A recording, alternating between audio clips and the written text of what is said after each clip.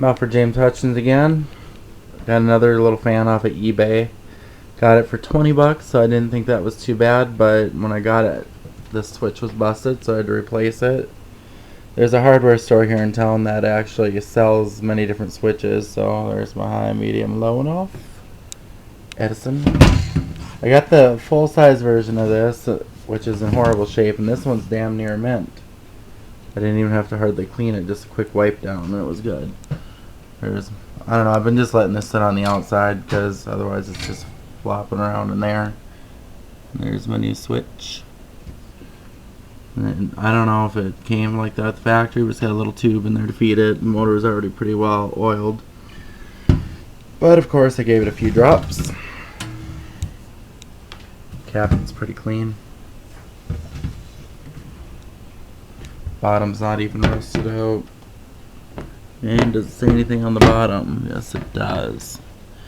Just says GA323 Edison model 2400 4A, 115 volts, 10 amps, 60 hertz. McGraw Edison Boonville, where the hell ammo is, and 65233. Yes, I know I should have stayed in school. Anywho, here's low. Does alright for a little fan. It's actually perfect for a comfort, like, personal fan.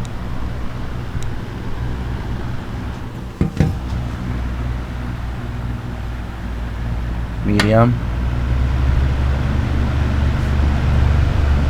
But it is quiet, I will give it that.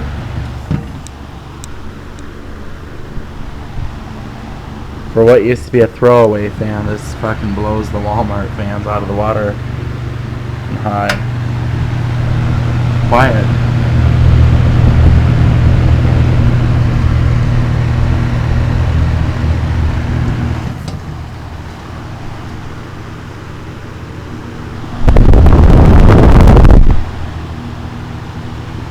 Spin. There's our spin down.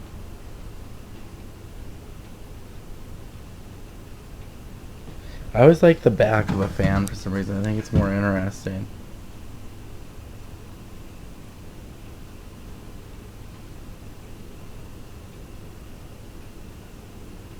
I don't know, I think these are pretty good little fans.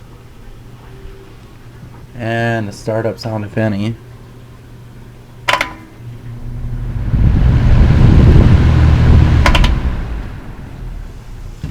So there you have it. I'm assuming this is a 12-inch Edison Toastmaster McGraw Edison box fan.